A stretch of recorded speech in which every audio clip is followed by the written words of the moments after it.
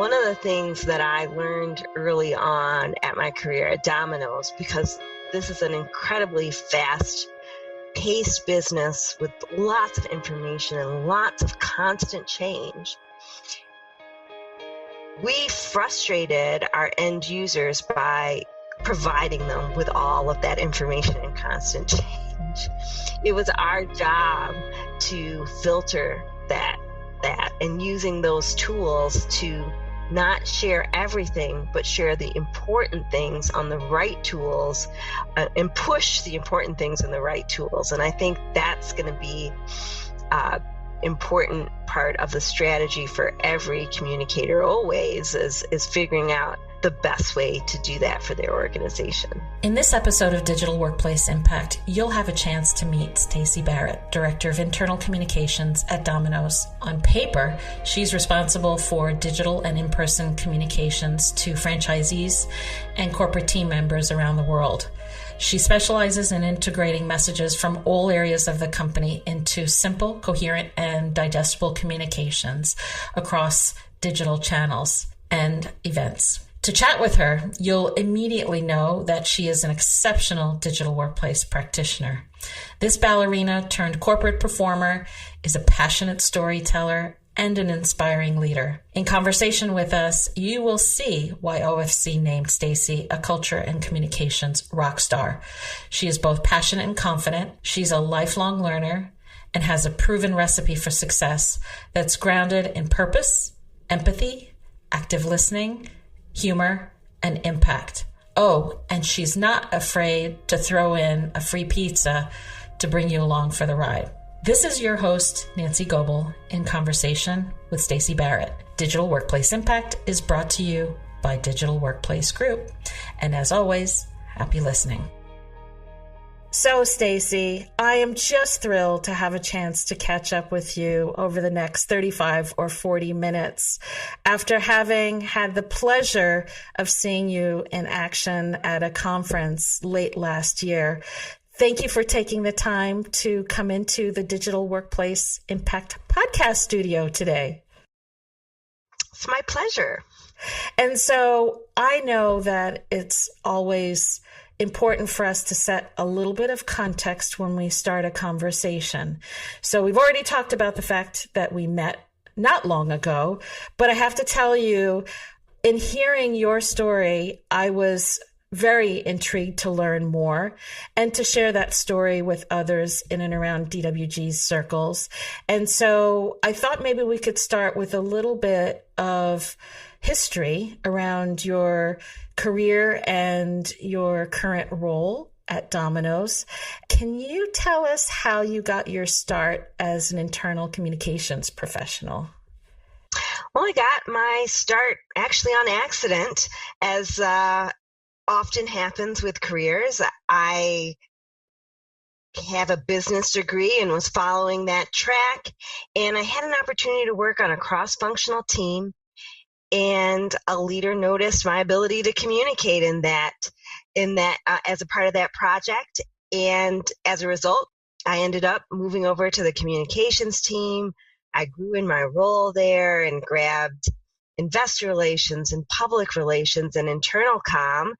And eventually I ended up following that leader over to Domino's. So I have had a long time now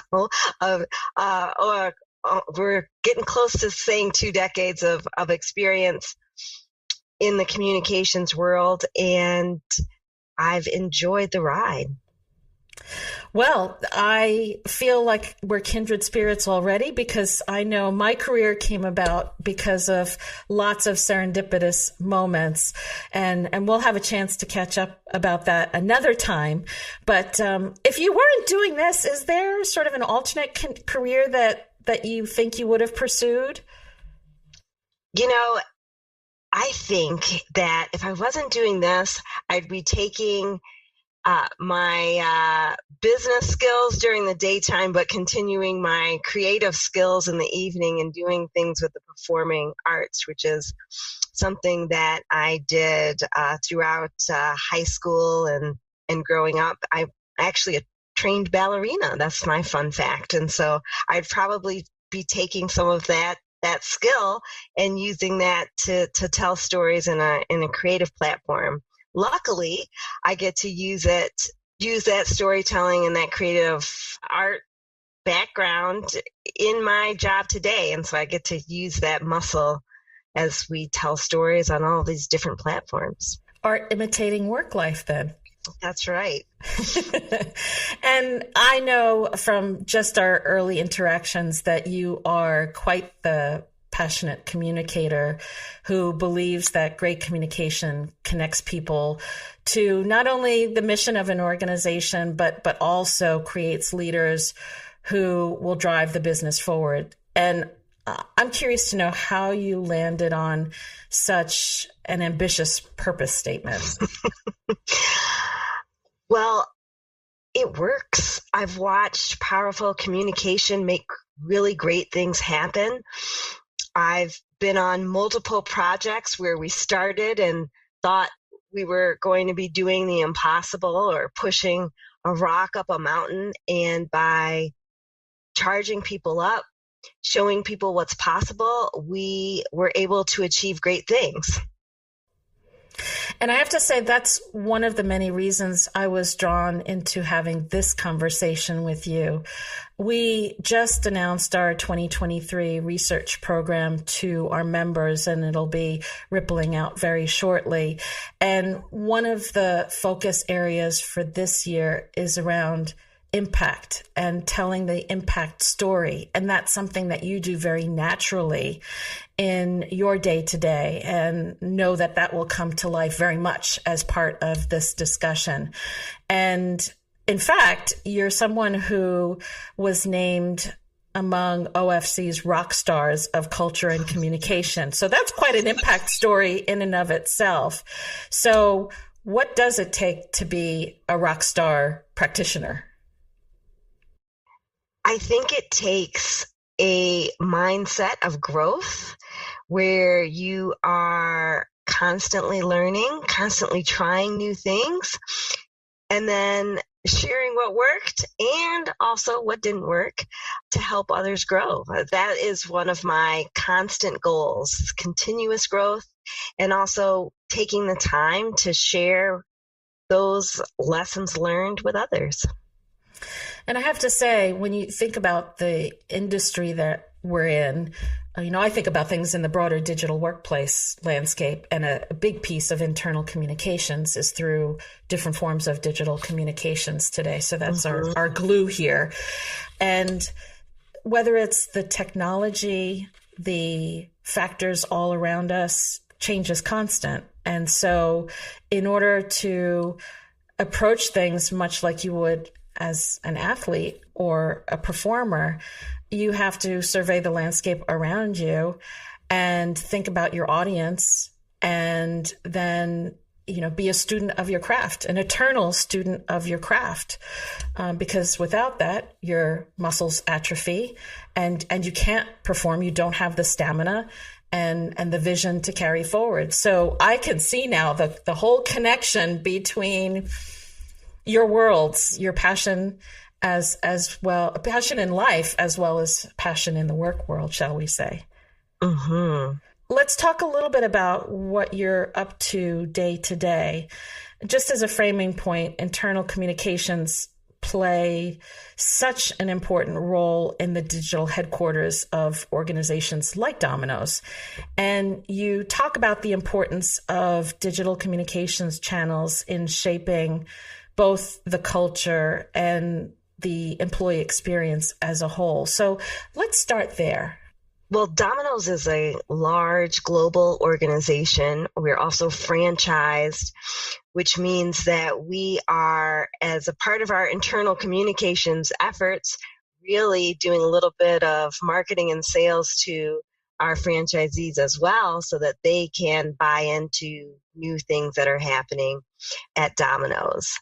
So one of the things that is pivotal to reaching all of these different people all around the globe is technology. We couldn't connect without it. And particularly, of course, over the last few years through the pandemic, technology made everything possible, as is true for most organizations. But before and today, we are still using technology for the day-to-day connections, for hybrid meetings, to push technology, push that storytelling out to everyone, to make sure that everyone across the brand is connected to what the brand's purpose is. You can use your technology to communicate your culture, to connect people, even to things that you're doing in purpose, to things that you're doing in person, so that you're connecting people to your purpose and pushing out messages, whether you're pushing out updates via emails or Teams, or you're having two-way conversations on your platforms, providing news or information, recognizing, rewarding people. All of that is done through the technology that we are so grateful to have, so that we can make this gigantic brand feel smaller and closer and more connected. And when we met last year, one of the things you did so eloquently was share some insights about the how to connect team members to the brand, no matter where they work. Can you share a few highlights around this?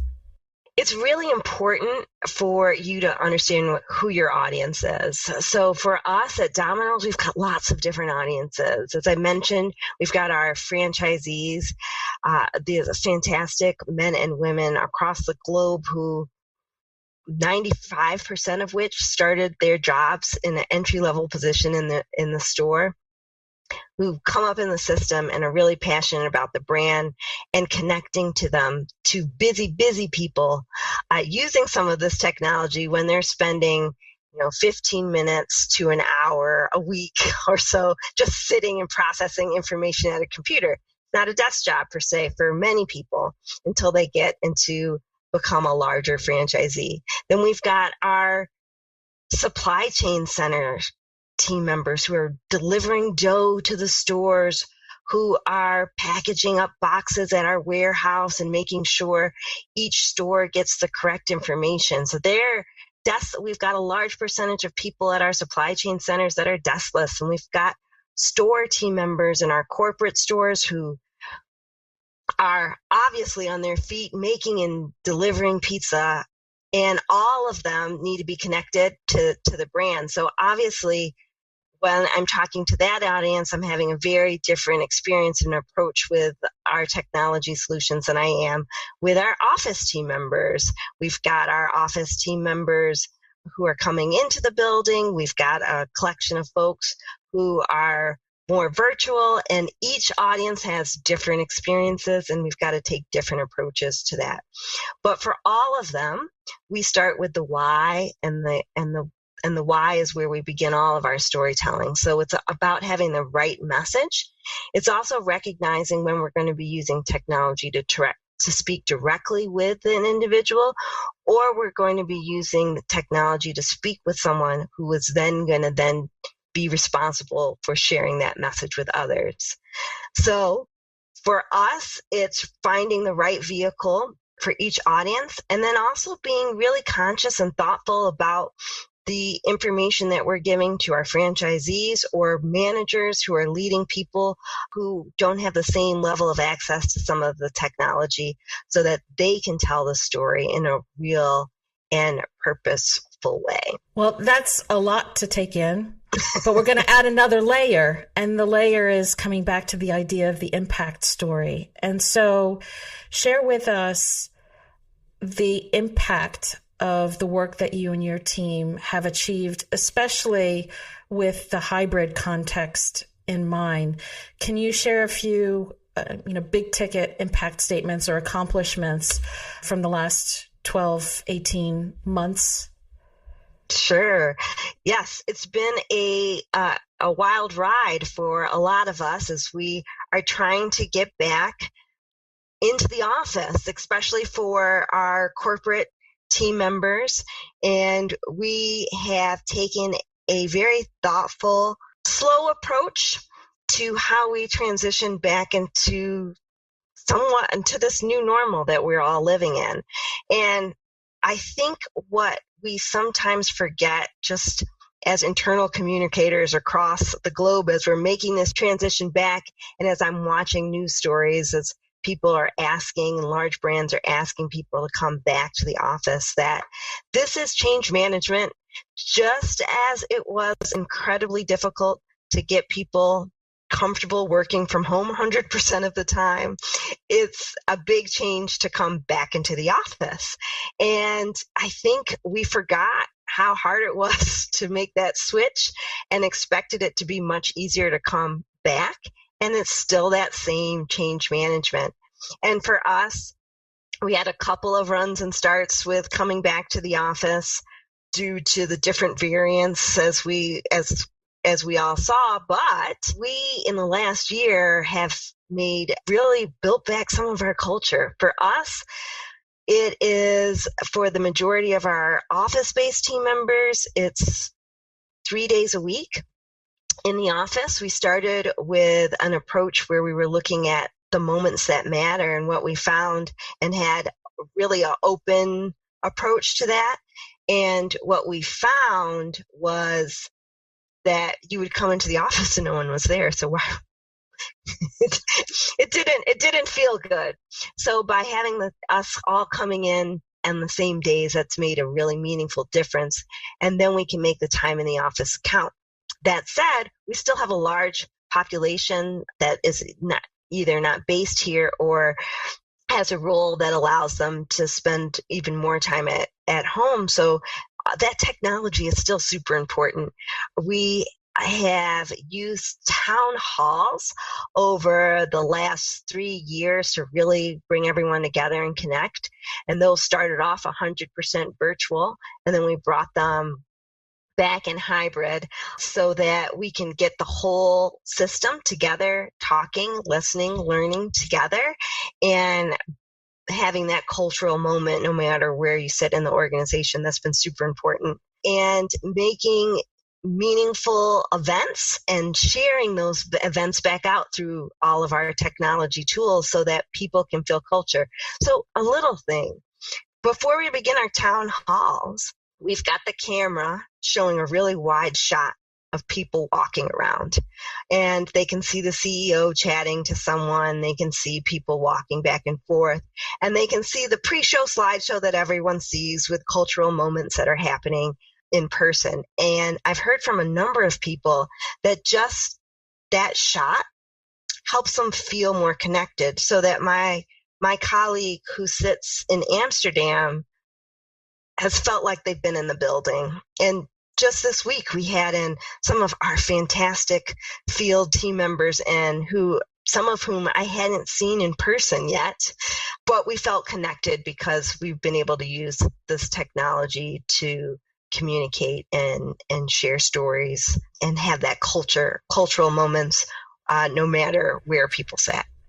And I have to say, if there's one key thing we've seen coming out of the pandemic, is that there's a level of authenticity that's become part of the new normal in so many organizations, including yours. And that vignette that you described is truly unscripted and a moment of authenticity, because you're just feeling that pre-session swirl of energy and conversations, and allowing people to have a mindset shift and a transition in space all at the same time. Because especially when you think of staff, corporate staff in particular, often these are individuals who are running from meeting to meeting, sometimes double booked. And so that transition in headspaces is equally important as the moment lights on during the town hall as well. Right. Very true. It's the little things that help people feel like they're there that have more meaning than you'd think. Have we covered what you think are some of the most salient impact stories? Have we missed anything? I think it's really important if you're making the business decision to bring people back into the office, to make sure that you're making those moments count, that you are easing people in. The other thing that I would recommend is free food. I might recommend you having pizza. It's highly popular,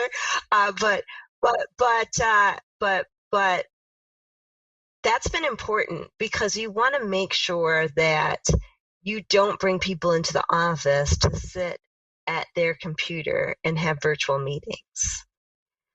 And you've also got to understand that people are very used to sitting at their computer and having virtual meetings. So even building back the muscle of booking a room, it's a transition. And how do you get people back into the habit of doing that thing? And then also, depending on how you are building back your culture in your office, what are you doing so that one or two team member in the meeting who are virtual don't feel like they are left out? And that can be anything from how you're actually designing the physical space to the rules and guidelines that you have as an organization and the norms that you have in your organization about joining meetings digitally.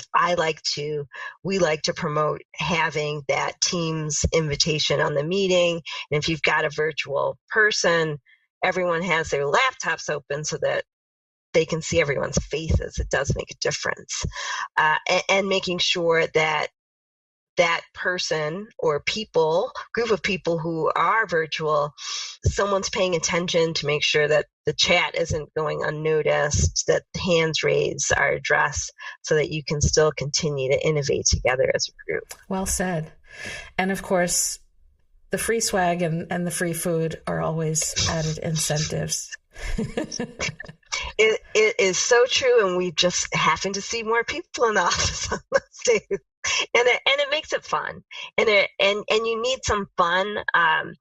There's a fine balance of forced fun and meaningful experiences, and so free food always makes people feel good, but also the other thing that makes people feel good and feel value in coming into the office, and some of the things that may be lost from a cultural standpoint when you're not in the office, is this idea of connection, mentoring, building relationships with people, and education. So one of the things that we're really focusing on is how do we create development experiences?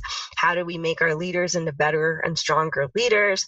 And how do we use some of the expertise that we have within our own building? We've got a fantastic executive leadership team that has all volunteered to lead different sessions, teaching us more about the thing that got them into that seat that's open to everyone. We have our leadership team having connects in smaller groups with our team members in person and listening and asking questions. All of those things provide opportunities for people, and particularly thinking about how you're onboarding the newest members of your organization, particularly if those team members are new to the work world. What kind of support are you providing to bring them along and create that engagement and connection? And even at a mid-career hire level, helping people find the fastest path to building their social capital, because when you have your new hires coming in through training program from early on in their careers, they're taught how to build those connections at a peer level. And then with leadership and mentoring opportunities, it can be really tricky if you have to figure out how to do that on your own when you're a seasoned vet coming in to a new and strange culture, if you will. So 100%. We're seeing the notion of inboarding alongside onboarding really taking a hold, such that the onboarding side is everything that the enterprise is laying in terms of foundation for both the new career hires as well as mid-career. But then the inboarding side is taking the business slice of those activities and creating a framework for that to happen in a hybrid world, because very often you hear stories of people who are left at their desks and don't have lunch partners or don't know how to navigate the organization unless they just figure out how to, muscle through it on their own. Right. And you've got to think about what it would be like if you joined an organization and the only thing that you saw was the meetings that had for the work that you had to get done and your computer screen. Mm-hmm. And you didn't have any additional ways to connect and find your way throughout the organization. It would be frustrating, and it probably leads to people not staying within your organization for very long because there's nothing to your organization in terms of culture and connection for that individual. Mm-hmm. As you and your team are operating day to day, of course, there are lots of different external factors coming into play. And you talked about technology as one example. And certainly when we take a wider lens, we hear about all of the new technologies that are starting to challenge us at a next stage level, whether it's, how things like ChatGPT have impacted the essay and writing, or how artificial intelligence is impacting how recruiting and learning are happening. So if we just take a step back for a moment, what do you think are some of the biggest opportunities and challenges ahead, particularly for communicators at large and for Domino's in particular? It's a great question. And it's interesting that you're talking about all of this interesting new tech. I played around with that ChatGPT, just curious to see, and it is amazing of what the power of some of these tools can do. But I think that for all of these things are opportunities to compete, to make it easy for more information to get out and fill up the brain space of all the people that we're trying to connect with. They can be used for good to help us get our jobs done and get things done faster. But I think the business of an internal communicator in particular isn't so much about cranking out a whole bunch of information. It is about knowing and understanding the new technology so that you can make best use of it to help you get your job done easier in an easier way. But it's really about filtering. It's about filtering out the right messages at the right time to the right people. So you probably don't want to let your bot go crazy and fill up everyone's box. What you want to do is make sure that you understand the technology so that you can use it for good to help support it. But really, it's about filtering out the content so that the right stuff comes out on the top.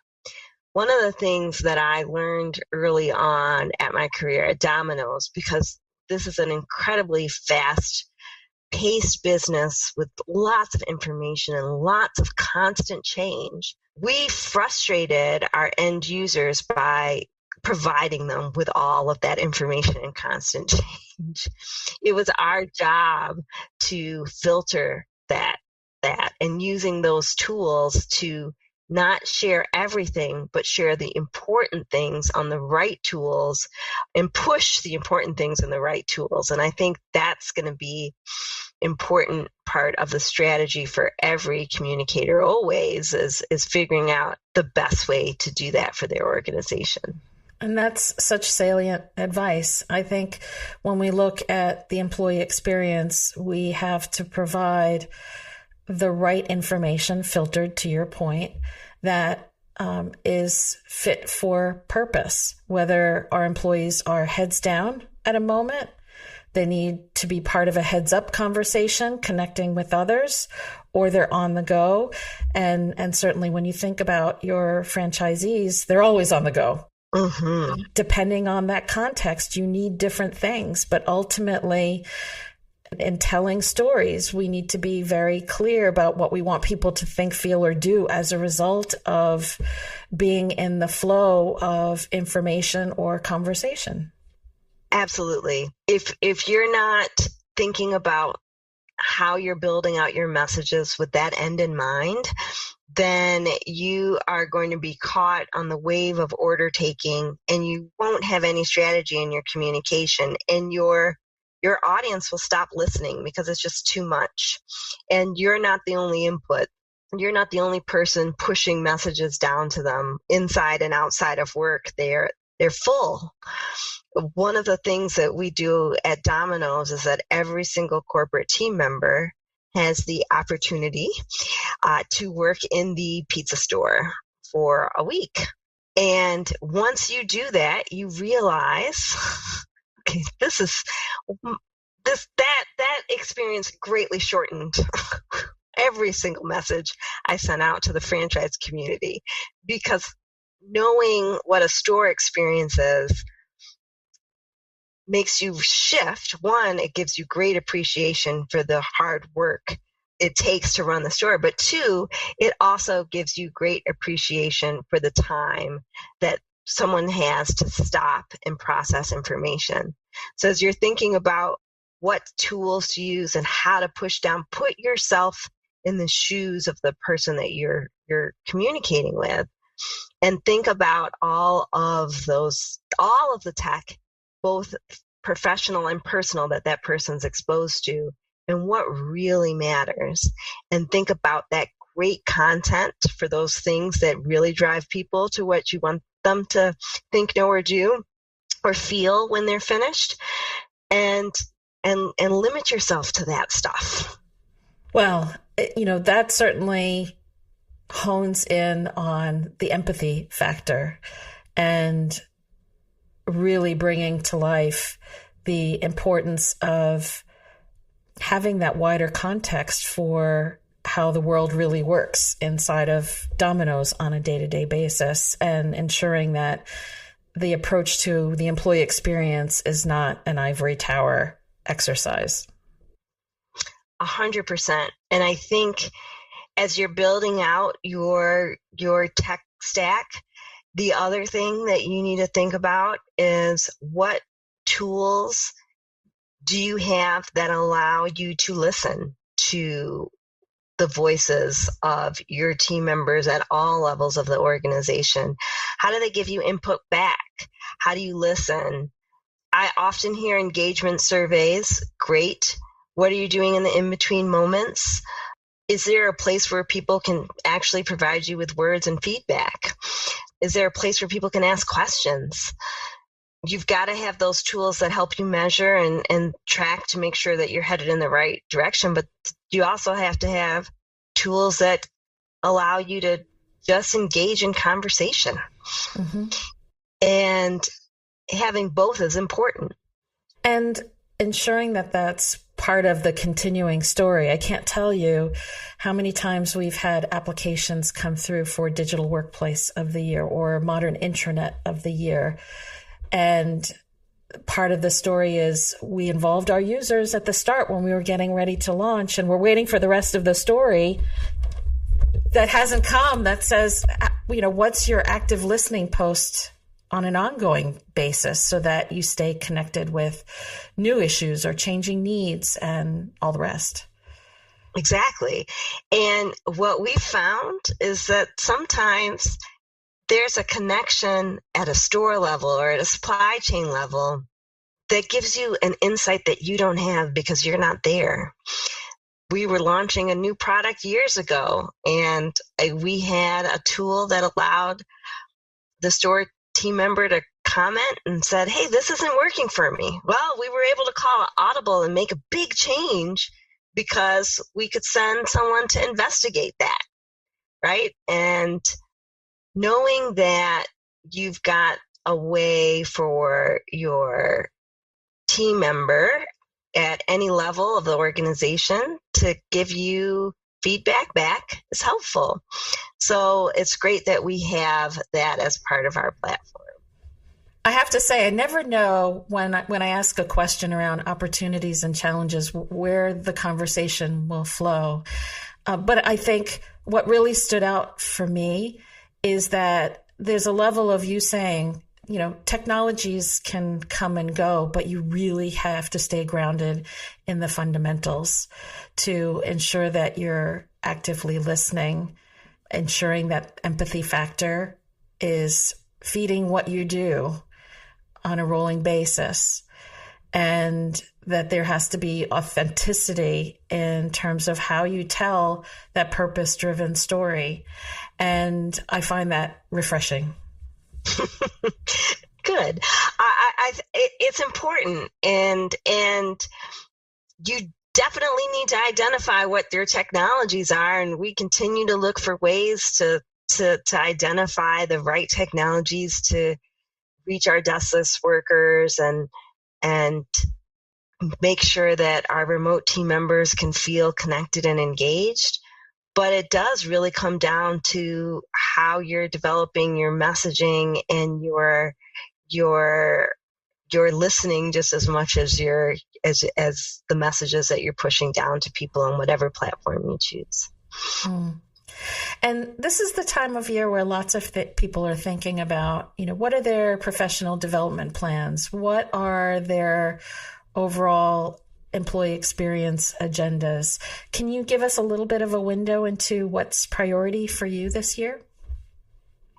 Yes, I think for us, it is really continuing to go down that path of making sure that we are continuing to build up our platforms to reach our front line, and making sure that we're able to think about some ways to do some better measurement around some of those things. So we've heard a lot of fantastic feedback about digital screens that we've pushed out to our corporate stores and our supply chain centers around the U.S. And now, of course, because it's basically a digital billboard, thinking about how we can measure the impact on that beyond the anecdotal feedback that we're receiving. And also doing a better job for our existing tools of measuring what's working and what's not just having those measurements because we've got those, but doing a better job of sharing those measurements more broadly as we continue to look for ways that we can grow the services that we provide to the organization. I think that is always important as you look to make change and to make the connection of all of our communications better and better and better. It's a constant cycle. I run the same playbook over and over again because it continues to work. We just add in new tools and technology and innovate with that. But it's really about knowing our audience, listening, doing great storytelling, measuring the results, and repeating it. Mm-hmm. I have to say you're in very good company in saying that measurement is among your priorities this year. I think in part it's a reflection of the fact that, we've moved past endemic and now we are seeing recessionary pressures in different locations. And I think it's calling upon the need to bring back the business case for investments and for demonstrating ongoing impact backed with numbers. And that's actually a very prominent theme that came up when I sat down to write predictions for the digital workplace going into 2023. That's something we at DWG have done, since 2014 or so, every year as a way of giving people a window into the future to have context for their own agendas. And so the first two pieces of research that we're going to be publishing in the new year look at both impact, which is the storytelling, as you've put it, and then the meaningful metrics, which are the supporting pillars that give teeth to the story. Well, I'm glad to hear that we are aligned with where a lot of organizations are thinking. I think it's been a crazy few years, right, for all of us, particularly as internal communicators. There was so much coming at us, so much response that we were doing, and shifting back into being able to be proactive and setting longer term strategy and bigger thought leading projects is going to be important, and helping your organization, as you mentioned, as the economy changes, how do you get everyone aligned on doing the right things that are really going to help drive the business and put it where it needs to be, so that they can weather whatever storm the economy brings us, and be in a good position to do the best that you can do as a brand in that environment. And communication is going to play a key role in that, no matter what organization you're in, because you want to make sure your team members are focused on the right thing. Well said. So, Stacie, I can't believe we're approaching the end of our time together. Is there a question that you were hoping I'd ask and didn't? And that's not meant to be a trick question, by the way. No, in fact, it was funny. I was thinking about that as we were going along, and this has been just such a great conversation. I think we covered all of the big things that I was thinking about. I think this is a year to start thinking about all the big things that we can do as internal communicators. I truly believe that this role can make a incredible, meaningful, and strategic impact on the business, and that as leaders within your organization are stepping up to look at the challenges that the economic environment has on whatever business you have, you're in a great position to help and to support that. Because when an organization is running fast together in the right direction, and then you're able to help tell the strategic story about where the organization's going, those economic blips aren't going to have the same impact that they would if people are scattered and running in all different directions. So as communicators, helping to get everybody aligned on that's super, super important, and that's super powerful part of what we do. And that's part of why I'm so passionate about communication. Well, Stacie, that is a perfect way to tie a bow around this conversation. Thank you so much for coming into the studio for a fantastic chat. It is very clear why you were dubbed a rock star of culture and communication.